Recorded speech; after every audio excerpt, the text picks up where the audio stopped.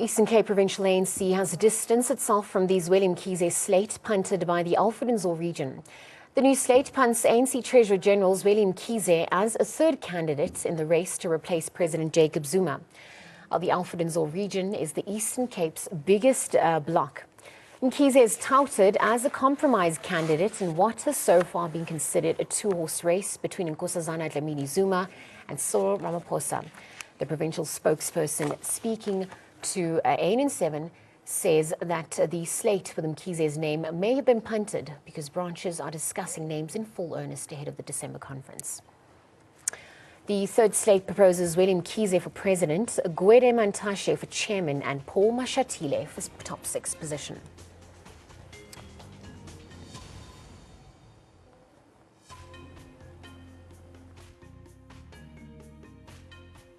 I can first confirm that the regional conference of Alfred Nzo has proceeded so well and elected unopposed its own regional leadership this weekend, starting from Thursday.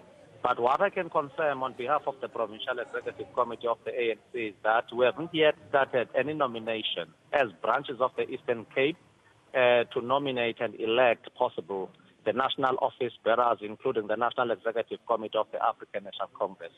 Yes, we do understand that time now has started for lobbying and for positions and discussions within the branches. But we have since advised our branches that the prime requirement that we need to foster as African National Congress is to build unity and collapse the slates and also develop a very comprehensive leadership of the ANC that will be speaking on the politics of the policy conference that we emerge from in Johannesburg.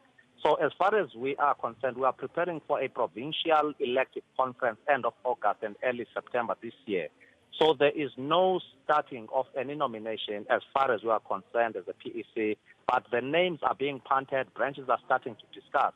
So it's difficult to know whether any name that is coming will sway any particular vote towards a particular candidate. But official as ANC in the province of the Eastern Cape, there is no nomination that we know of when it comes to national.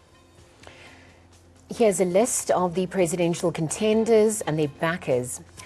Nkosazana Dlamini-Zuma has the MKMVA, the ANC Youth League, the ANC Women's League, Northwest, Free State, and Mpumalanga, and various parts of KZN province. Cyril Ramaphosa sees the Northern Cape and parts of Limpopo, as well as the Western Cape province, backing him. Suprise Mkhize has the Alfred Nzo region in the Eastern Cape and parts of the KZN. Balega Mbete has parts of the Eastern Cape, a section of the ANC Women's League. Jeff Khadebe has the Midvaal and parts of the Eastern Cape. Lindiwe Sisulu, branch 11 of Amatole region, Baksa, including the Eastern Cape, and Lily's Leaf branch in Gauteng. Well, the constitution of the ANC is very clear that all its members can elect and be elected. So therefore, there's nothing wrong with anybody suggesting any other comrade. So we've got no issue with the suggestion of the Eastern Cape, but we remain with the proposal that we've made and still believe that that leadership that we have proposed must emerge. Well, look, that does not show disunity. People are still, these are candidates.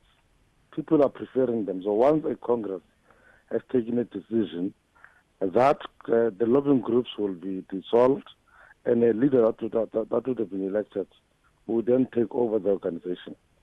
So there's nothing wrong, and it does not show disunity. It's democracy at play.